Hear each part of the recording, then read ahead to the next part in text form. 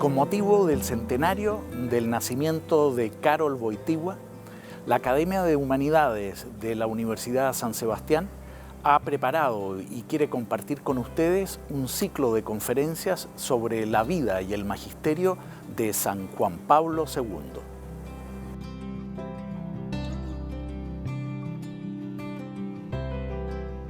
Karol Wojtyła es el primer papa no italiano en más de 400 años.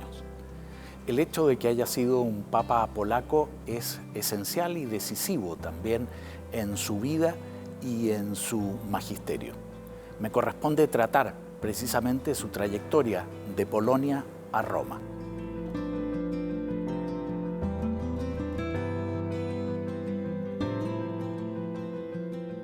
La verdad es que es clave poder entender a Juan Pablo II bajo su constatación polaca. No es casualidad, y en el caso de Juan Pablo II yo diría que es decisivo. Polonia no es una nación cualquiera, y el hecho de que llegue precisamente en octubre de 1978 a ser papa un polaco, no solo va a sorprender a los millones de católicos que escuchamos con tremenda sorpresa el nombre de Cardenal Wojtyła como nuevo papa, sino que no sabíamos concretamente quién era. Sabíamos que podía ser un papa no italiano, pero la verdad es que desde el siglo XVI todos los papas habían sido italianos, por lo tanto no nos cabía en la cabeza el que pudiese ser un papa no italiano y particularmente del este, en otras palabras, de la llamada Iglesia del Silencio. Vamos a ver en esta sesión entonces la importancia de los primeros años de Juan Pablo II, de su familia, del entorno histórico que le toca vivir. Juan Pablo II es un testigo, pero al mismo tiempo un protagonista del siglo XX. Vivió durante dos regímenes totalitarios, el régimen nazi y posteriormente el régimen comunista. Por lo tanto, vivió el sufrimiento, el dolor y la tragedia también de ese horroroso siglo XX con dos guerras mundiales, campos de concentración, bombas atómicas que sacudieron precisamente el mundo contemporáneo. Él, como dijimos, no solo va a ser un testigo de su tiempo, sino un protagonista, porque su accionar va a ser también decisivo para el devenir de la historia, no solo de la Iglesia Católica, sino yo diría también del mundo entero. Vamos entonces con Juan Pablo II de Polonia a Roma. El último libro de Juan Pablo II lleva por título Memoria e Identidad. Es un libro en el cual Wojtyła nos ofrece toda una mirada de la importancia de conceptos que habían quedado un poco atrás, que habían quedado olvidados, yo diría, en el ámbito intelectual contemporáneo. El concepto de patria, el concepto de nación, el concepto de cultura, la idea de la historia. Y quisiera compartir con ustedes algunas citas precisamente de este libro testimonial de Juan Pablo II respecto a lo que para él implica precisamente la memoria y la identidad. Nación para él es la gran comunidad de los hombres que están unidos por diferentes vínculos, en especial por la cultura. Cada nación, aunque pequeña, tiene una función histórica y providencial. La nación viene antes que el Estado. Polonia, vamos a ver, no es una nación cualquiera y en ese sentido es clave también para entender el magisterio de Juan Pablo II. Respecto a la historia, nos dice Juan Pablo II, la historia de las naciones, objetivada y puesta por escrito, es uno de los elementos esenciales de nuestra cultura, el elemento decisivo para la identidad de la nación en su dimensión temporal. Nación, cultura, historia, raíces, memoria e identidad. No venimos de cualquier parte, no somos fruto sencillamente de la casualidad. tenemos un pasado y ese pasado de alguna manera explica el presente y proyecta también el porvenir. Y bajo esa perspectiva vamos a ver la importancia que va a tener Polonia en la vida de Karol Wojtyła. Los católicos hablan de Polonia como semper fidelis, siempre fiel, la siempre fiel Polonia. En la imagen vemos el castillo, fortaleza, catedral de Babel. Es quizá el símbolo, yo diría, de la nación polaca. En Cracovia, en el sur de Polonia, a orillas del río Vístula, el río que precisamente cruza la nación polaca, Babel es signo al mismo tiempo de la historia de Polonia.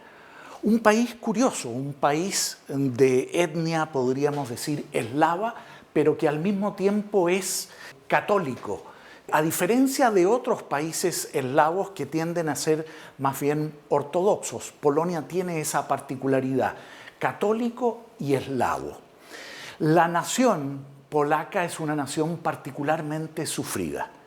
Y yo me atrevería a decir de que en el siglo XX vive, y en este caso Juan Pablo II va a ser testigo de ese sufrimiento, siendo sometida no solo al dominio nazi, sino también al dominio comunista.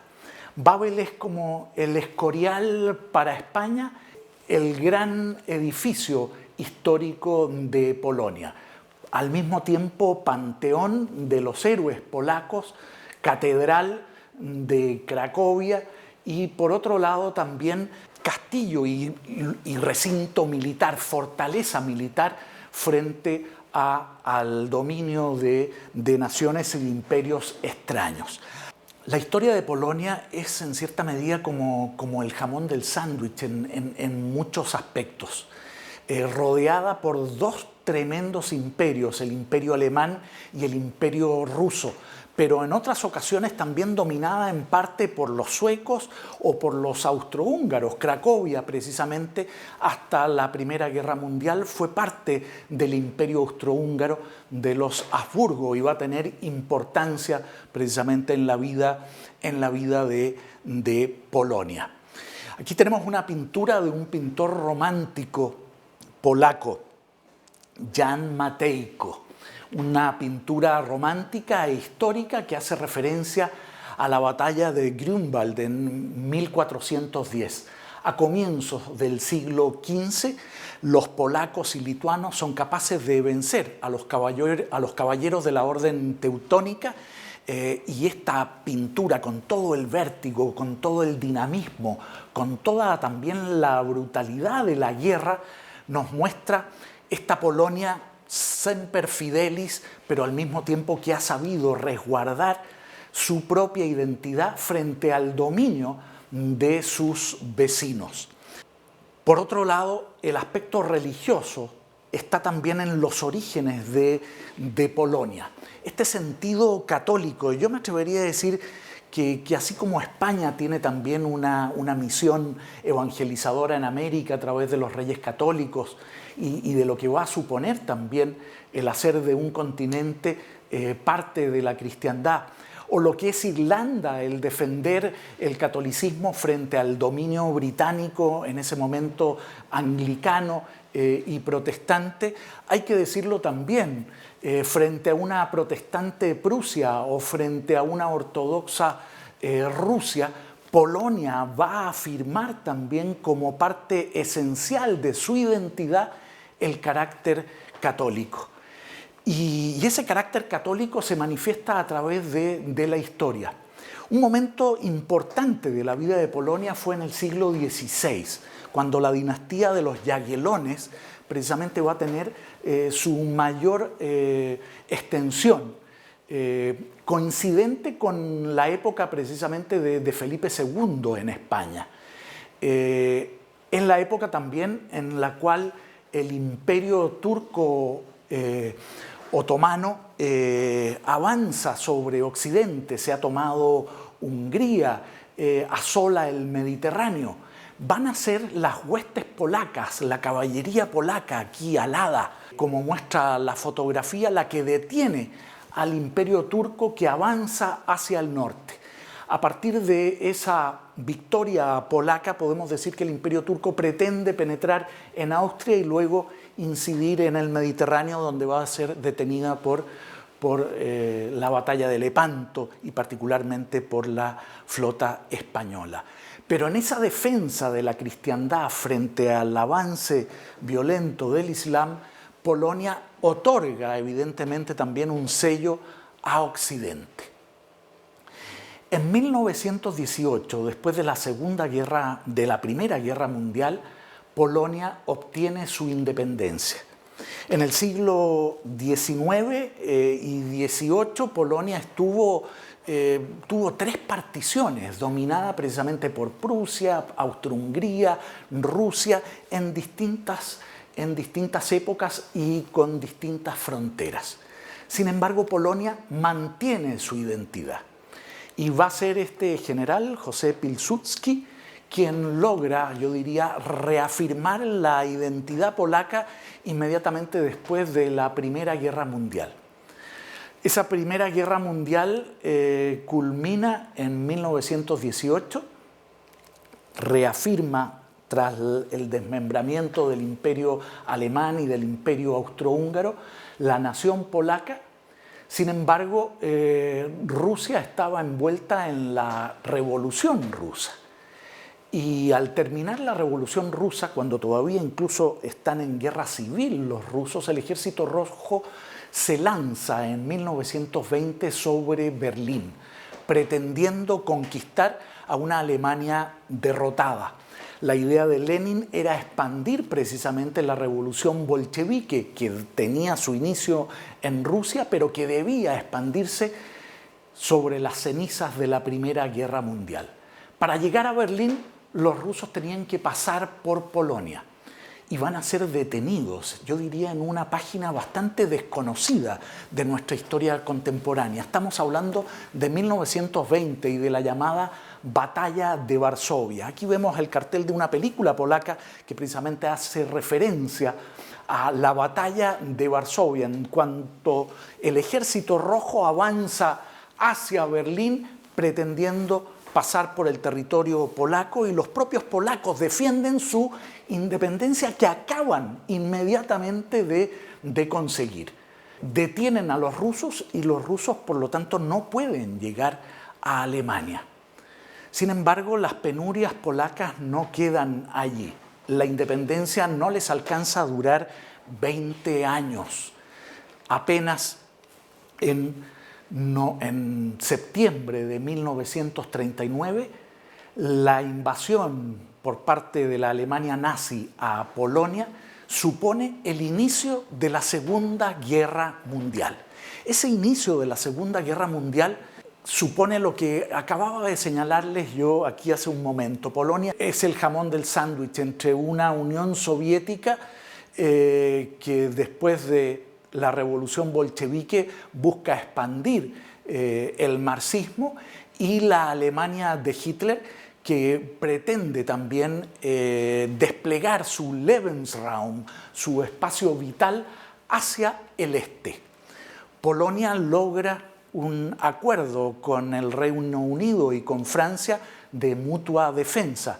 Sin embargo, la Alemania nazi, que tiene por otro lado un pacto secreto, el pacto Ribbentrop-Molotov con la Unión Soviética, prácticamente se reparten Polonia. Mientras Alemania avanza de oeste a este, la Unión Soviética avanza de este a oeste, y finalmente Polonia pierde su independencia durante la Segunda Guerra Mundial, dominada principalmente por el ejército nazi y también por la Unión Soviética. Fue la crisis del corredor de Danzig el que pretendió también ser el detonante de esta invasión a Polonia, que supone el inicio de la Segunda Guerra Mundial. La situación va a ser compleja de Polonia en la Segunda Guerra Mundial. Ese año 1920 nace en Wadowice Karol Wojtyła. es hijo de un militar del Imperio Austrohúngaro, polaco, pero vinculado al Imperio Austrohúngaro, que ha nacido en Cracovia, en el sur precisamente de Polonia. Durante la invasión tanto alemana como soviética, los soviéticos van a llevar a cabo una matanza tremenda, la matanza de Katyn, 1941. Se estima que alrededor entre 15.000 y 20.000 oficiales y académicos polacos van a ser sencillamente asesinados y cuyos cuerpos van a ser finalmente enterrados en los bosques de Katyn. Durante la Segunda Guerra Mundial, esa matanza polaca, yo diría lo mejor de la sociedad polaca, es decir, su oficialidad más joven y sus académicos que habían sido sacados de las universidades por el ejército nazi. En aquella época los propios soviéticos van a acusar al ejército nazi de la matanza de Katyn, pero era un secreto a voces, al menos dentro de Polonia, de que la matanza había sido efectivamente soviética. Esa matanza va a ser finalmente reconocida cuando recupere su independencia Polonia tras, yo diría, el control y tras la caída del muro de Berlín. Polonia va a tener páginas particularmente heroicas y dramáticas durante la Segunda Guerra Mundial. Polonia llega un momento en que comienzan a ver que se ha producido el desembarco de Normandía, que las tropas aliadas avanzan sobre Europa y no quieren ser liberados, entre comillas, por el Ejército Rojo, sino que ellos mismos ser protagonistas de su liberación.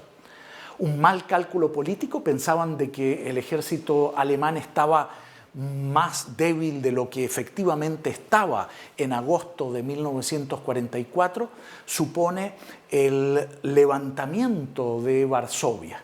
En otras palabras, tropas civiles polacas se rebelan frente a la dominación nazi, pretendiendo ellos mismos colaborar con la propia liberación. Al otro lado del Vístula, en Varsovia, las tropas soviéticas van a mirar este espectáculo sin, yo diría, intervenir, que se maten entre ellos los últimos nazis y estos patriotas polacos. Posteriormente, en las cenizas de una Varsovia absolutamente destruida. La fotografía es impactante y nos habla también de la importancia que va a tener Polonia luego en la reconstrucción de Varsovia. Fíjense que Varsovia hoy es Patrimonio Mundial de la UNESCO, porque la reconstrucción de Varsovia es patrimonio mundial. En otras palabras, van a ser capaces de reconstruir la ciudad de las cenizas de la Segunda Guerra Mundial. Destruida por el ejército nazi, liberada por el ejército rojo. Imagínense los polacos, después de estar sometidos varios años al totalitarismo alemán, el propio Hans Frank, el líder precisamente nazi en Polonia, va a residir en la fortaleza de Wawel. Cuando los polacos ven que finalmente se baja la bandera nazi, la bandera que se sube es la bandera soviética. En otras palabras, la luz al final del túnel vuelve a nublarse y vuelve a quedar sometido a otro totalitarismo. En ese escenario, Karol Wojtyła vive su juventud, su adolescencia y vamos a ver su vocación sacerdotal. Uno podrá decir, bueno, pero ser sacerdote en ese escenario puede ser un escapismo. El compañero precisamente de seminario era un seminario clandestino en el cual va a estudiar Karol Wojtyła, va a ser arrestado por la Gestapo y va a ser asesinado. En otras palabras, ser sacerdote también durante la Alemania nazi era jugarse la vida. Karol Wojtyła tiene una juventud dramática también por efecto del drama familiar. Pierde a su madre cuando él tiene apenas 9 años. Pierde a su hermano mayor cuando él tiene 12 años. Vive, por lo tanto, su juventud acompañado de su padre, ya retirado del ejército, en Wadowice, una ciudad, un pueblito, yo diría, a unos 50 kilómetros de Cracovia. Cracovia es de las ciudades, yo diría, más europeas, y no solo más europeas, sino parte de la civilización cristiano-occidental. Cuando los europeos redescubren el este a partir de 1990, tras la caída del muro, la verdad es que se maravillan de Praga, se maravillan de Budapest y se maravillan también de Cracovia, precisamente como diciendo, vaya, no pensábamos que hubiesen ciudades tan occidentales en la Europa oriental. La verdad es que Polonia no era Europa oriental, Polonia era Europa central. Lo que pasa es que el gran ganador de la Segunda Guerra Mundial finalmente no retrocedió un centímetro y quedó dominando media Europa central, Hungría, Polonia, Checoslovaquia, Bulgaria y media Alemania, sin consultar precisamente a la propia población de esas naciones occidentales. Educado por su padre, como dijimos, el recuerdo de Wojtyła, de su padre, que luego muere en 1941 durante la ocupación nazi, es simplemente de un padre que lo acerca también a Dios y a una vocación religiosa. Dice que tuvo, por así decirlo, una especie de seminario doméstico a través precisamente de la religiosidad familiar, en este caso de su padre. Él se despertaba y decía que muchas veces encontraba a su padre de rodillas orando en la mañana y por lo tanto de alguna manera va a ser una guía para todo su día. Destacado estudiante, pero al mismo tiempo un joven, yo diría, dinámico, activo, deportista, actor aficionado. Decide estudiar en 1938, meses antes de la invasión nazi, filología. Yo siempre les pregunto a mis alumnos, ¿quién sabe lo que es la filología? Y son pocos los que lo señalan. ¿Quién puede estudiar filología? La filología es el estudio de la lengua, del idioma. Y la lengua y el idioma son fundamentales para la transmisión de la cultura. Transmitimos la cultura a través precisamente del lenguaje. Cuando el lenguaje y el vocabulario se reducen, nuestras herramientas, por así decirlo, culturales también se reducen. El polaco es un idioma particularmente complejo y sin embargo es clave para entender la cultura polaca. Por lo tanto, lo que dice estudiar y lo que quiere estudiar este joven que ha nacido con la propia independencia de Polonia es estudiar la lengua polaca, la literatura polaca, para difundir, para cultivar la cultura polaca.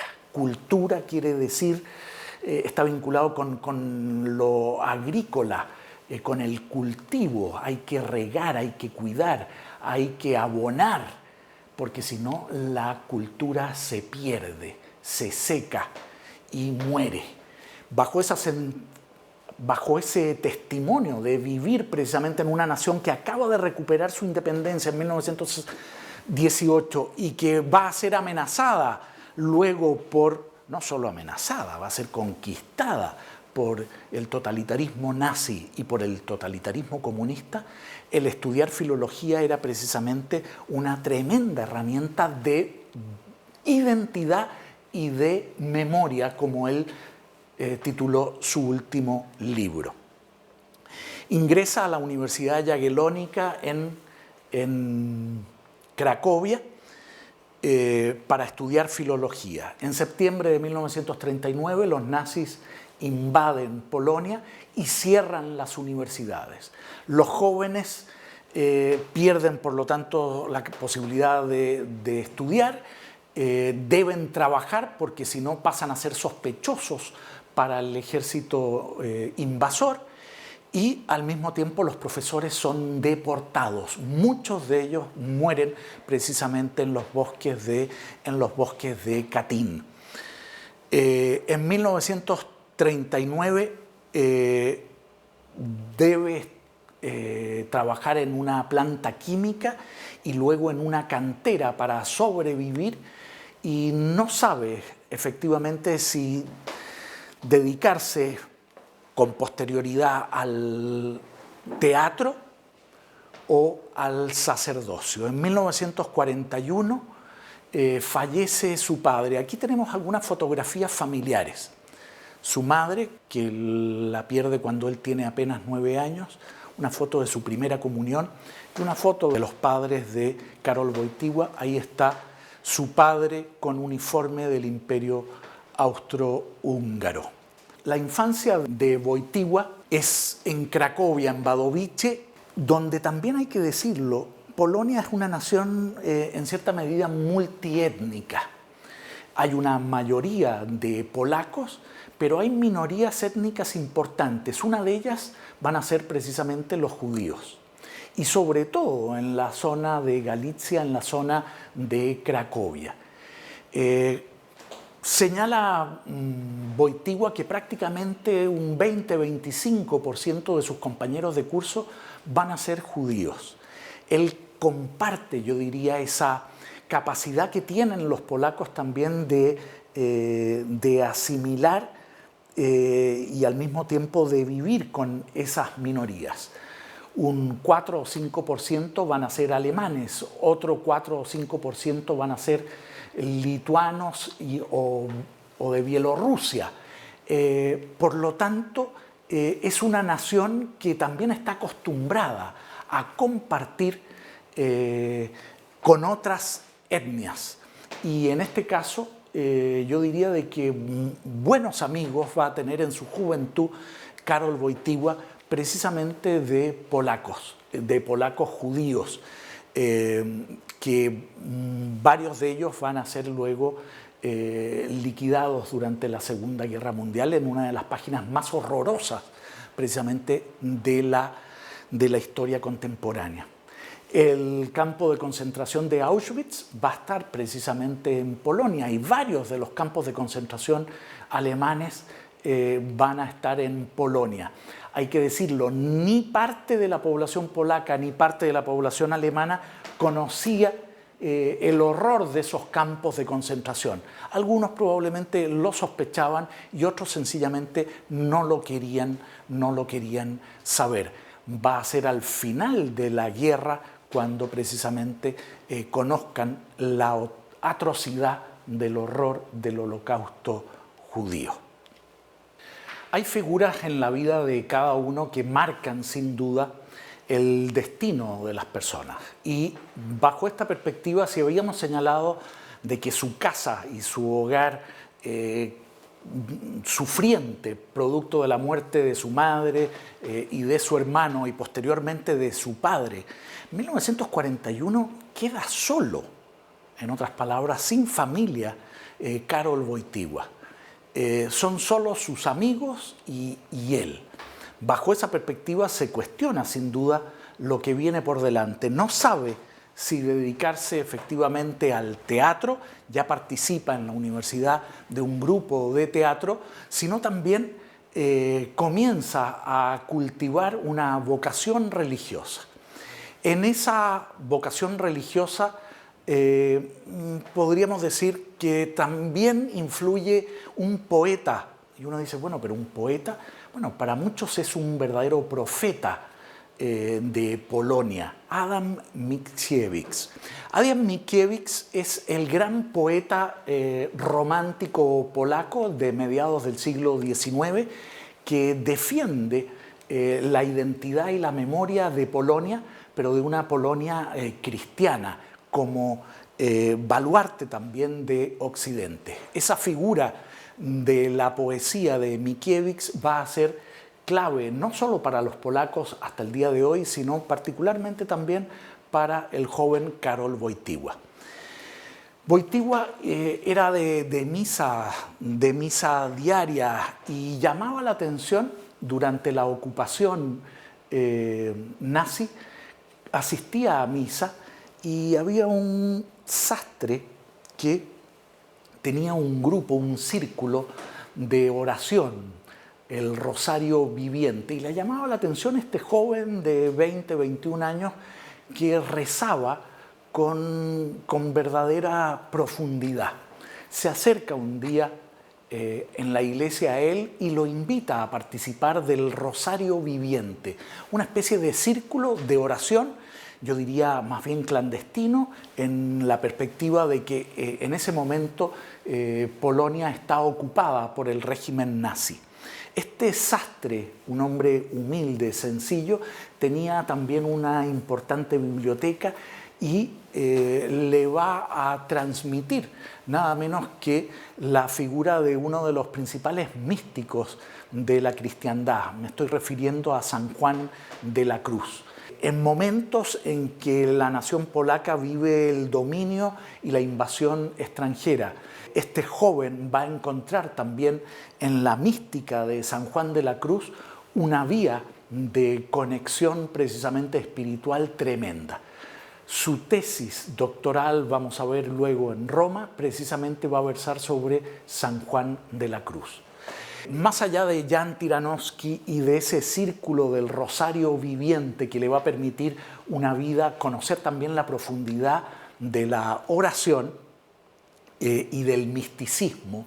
A ver, los místicos es una manera de encontrarse con Dios de manera prácticamente directa. No cualquiera puede tener experiencias místicas. No quiero decir de que el joven Wojtyła las tuviese, pero no hay duda de que él busca en ese misticismo, en esa profundidad espiritual, también una mirada hacia adelante. Y de ahí que sea clave en su vocación religiosa. También el sacerdote Casimiro Figlewicz, quien había sido párroco de su parroquia y amigo también personal de él. Posteriormente él va a ser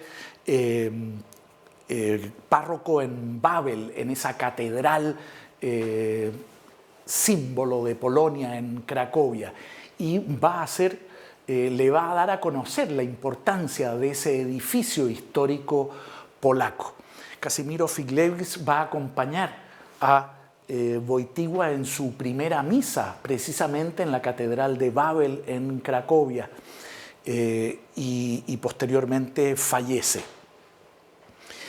En 1942, luego de decidirse finalmente por el sacerdocio, repito, durante una Polonia dominada por el régimen nazi, va a comenzar a estudiar en un seminario clandestino.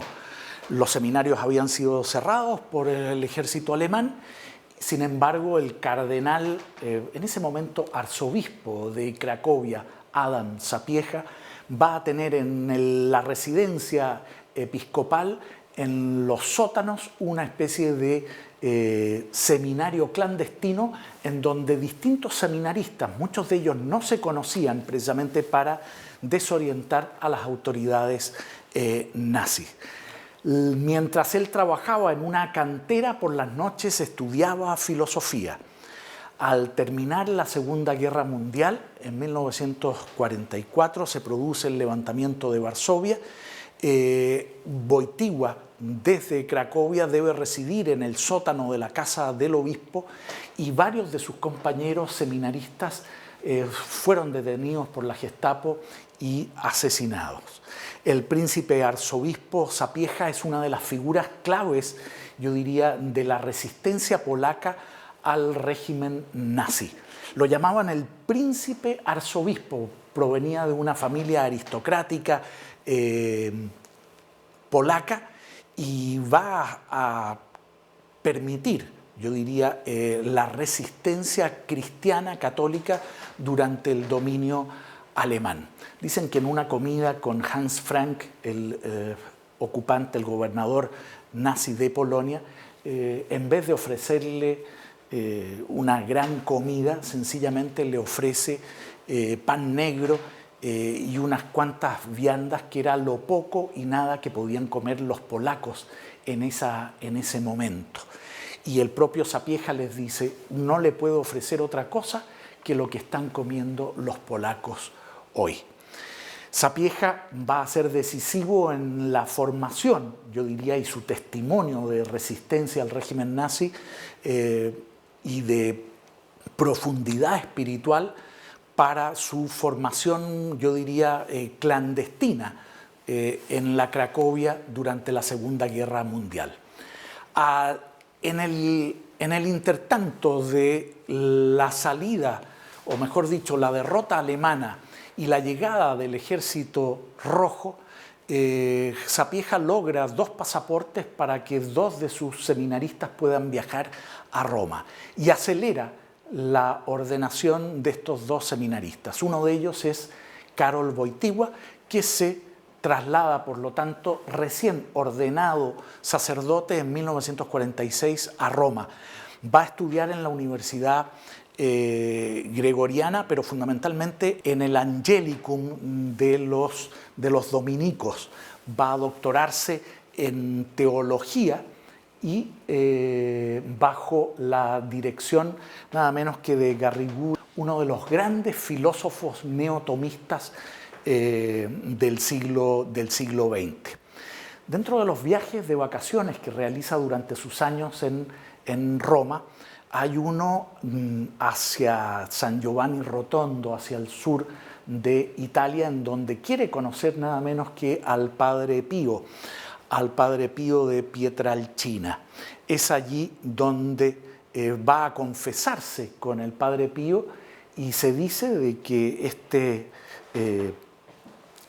sacerdote capuchino que sufría los estigmas habría precisamente tenido la premonición y le habría señalado de que él iba a ser finalmente papa.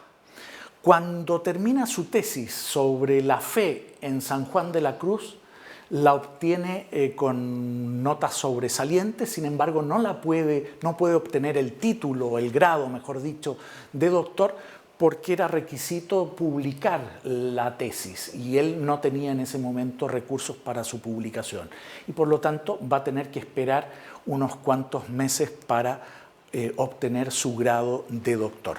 Cuando vuelve a Polonia, se encuentra una Polonia evidentemente ocupada por los soviéticos, y va a asumir como párroco en esta preciosa iglesia de un barroco, yo diría sencillo, en el centro de la ciudad de Cracovia, en donde inicia, yo diría, su trabajo evangélico y pastoral Karol Wojtyła, fundamentalmente con los matrimonios jóvenes, buscando no una actividad, podríamos decir, sociopolítica, sino más bien de rearme cultural, a partir de favorecer la cultura polaca. Él sabía que estaba favoreciendo también la cultura cristiana.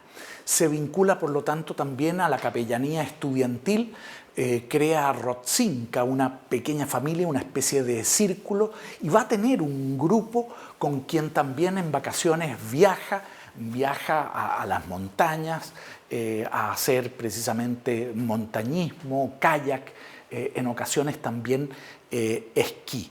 Genera otro grupo, el Środowisko, el entorno, que busca también transmitir una identidad cultural polaca y con ello afirmar precisamente la identidad cristiana, mientras el comunismo lo que buscaba era precisamente acabar y despreciar ese cristianismo. Recuerden, para Marx la religión es el opio del pueblo, y para el régimen comunista la iglesia debía ir desapareciendo poco a poco. Llegan a un cierto acuerdo en algún momento de cierta convivencia, pero evidentemente la formación y la educación es abiertamente hostil a la iglesia. Su actividad pastoral, por lo tanto, es un trabajo intelectual y literario, y en donde, hay que decirlo también, las autoridades del Partido Comunista lo tienen vigilado como parte importante del clero polaco. Aquí tenemos una foto en donde también en esas vacaciones se da un tiempo para el cultivo precisamente de la filosofía y de la teología. Wojtyła va a realizar, yo diría, 30 años de trabajo pastoral en Polonia, 10 años como párroco y como sacerdote, y luego 20 años como obispo de Cracovia. Él es el que reemplaza al obispo Sapieha después de varios años de su muerte, y luego de estar en el número 7 u 8 de la lista que proponía el cardenal Wyszynski, primado de Polonia. Y unos dicen, ¿por qué en el 7 u 8?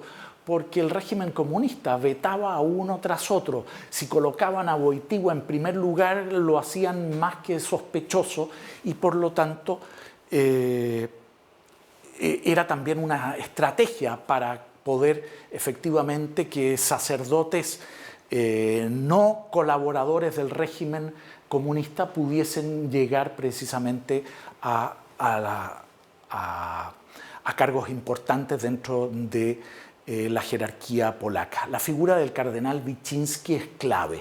Wyszynski fue cardenal primado de Polonia y estuvo 3 años prisionero durante la Guerra Fría entre 1953 y 56 del régimen comunista.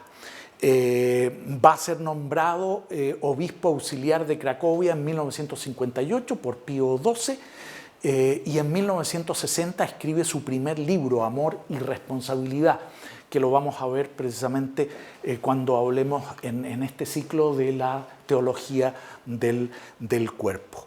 En los años 60 participa y le permite eso viajar nuevamente a Roma en el Concilio Vaticano II. Va a tener influencia en la importancia de los laicos dentro de la Iglesia, y en 1964 su primera pastoral como obispo de Cracovia, como cardenal ya de Cracovia, va a ser respecto al papel de los laicos en la Iglesia, conforme también al espíritu del Concilio Vaticano II.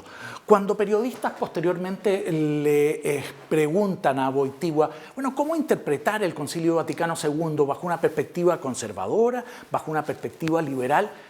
Wojtyła es muy claro y dice, a ver, momento, estamos hablando de un concilio, es una reunión precisamente de pastores, la mirada tiene que ser espiritual, no puede haber otra mirada de un concilio. Es defensor de la libertad religiosa, al igual que su antecesor Sapieha y que el propio Wyszynski. Esa libertad religiosa va a ser siempre considerada conforme a la realidad que él vive de dominación precisamente del comunismo, y por lo tanto como salida y vía de libertad para el cristiano dentro de un régimen comunista. Va a tener un par de viajes también en su condición de obispo que le permiten salir del bloque comunista. Muy importante en 1975. Está casi 2 meses en los Estados Unidos en un congreso eucarístico.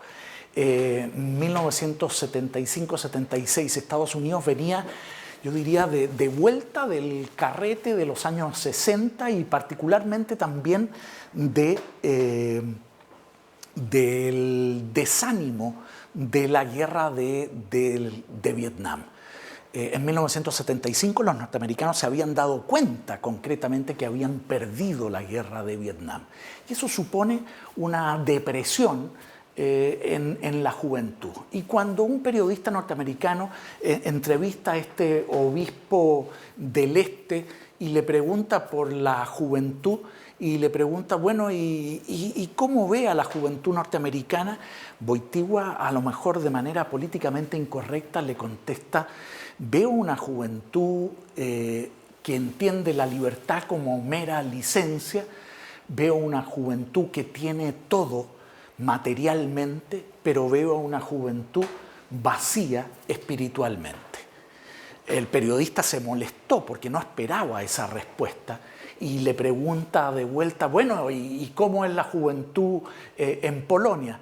Y el Papa le dice, en Polonia la juventud materialmente no tiene nada, pero tiene una profundidad espiritual o ha conservado una profundidad espiritual a pesar de un régimen comunista.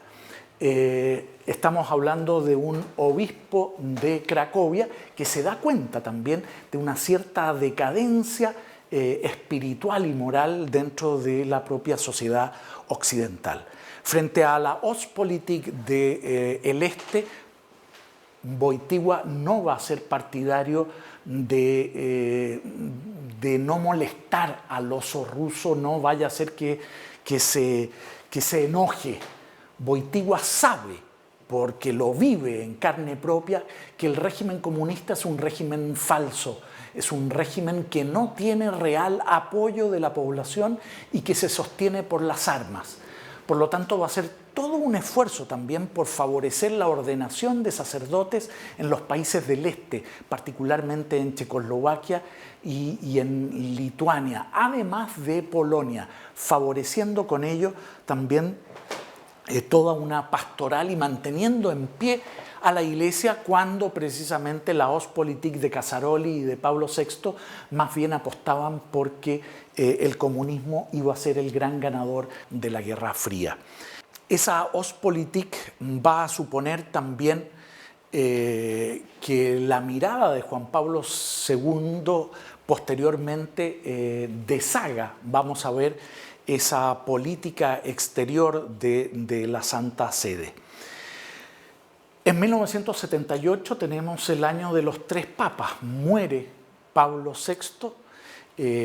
Un par de años antes, Wojtyła, que había participado en el Concilio Vaticano II, que se hizo algo conocido en la curia, va a ser llamado para ofrecer un retiro precisamente en el propio Vaticano y al Papa, lo cual lo hace conocido dentro de la curia.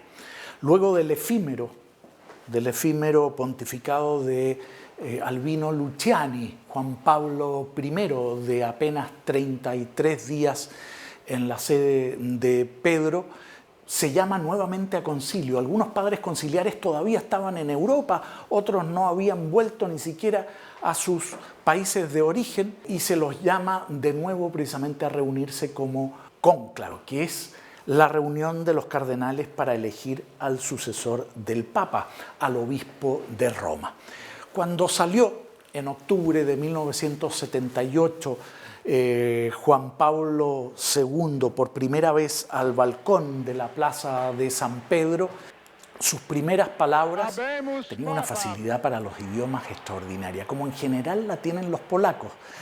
Están muy conscientes siempre de que su idioma es muy propio y un verdadero infierno para los extranjeros y por lo tanto manejan generalmente una o dos lenguas más. En el caso de Wojtyła manejaba 3 o 4 y en un italiano relativamente aceptable dice: han elegido mis hermanos cardenales a un papa de un país lejano, de un país lontano. Y inmediatamente yo diría esa mirada transparente, esa capacidad de comunicar extraordinaria que demostró también Wojtyła en sus 27 años de pontificado, nos muestran para muchos por primera vez a un cardenal polaco transmitiendo y señalando una frase que yo diría va a marcar también todo su pontificado: no tengáis miedo. Ese no tengáis miedo era precisamente para la Iglesia del Silencio, que él conocía muy bien tras el telón de acero, para esa Iglesia católica sometida por el yugo comunista. Pero me atrevería a decir también, ese no tengáis miedo era para los católicos occidentales, que en 1978 veían también muchos de ellos su propia iglesia con cierto complejo, y por lo tanto ese no tengáis miedo suponía también un asumir ese catolicismo con un verdadero dinamismo, engarzado, encardinado con la tradición, pero también innovando con el estilo precisamente de fines del siglo XX. Muchas gracias por acompañarnos y nos vemos pronto en una nueva sesión del ciclo Juan Pablo II, Vida y Magisterio.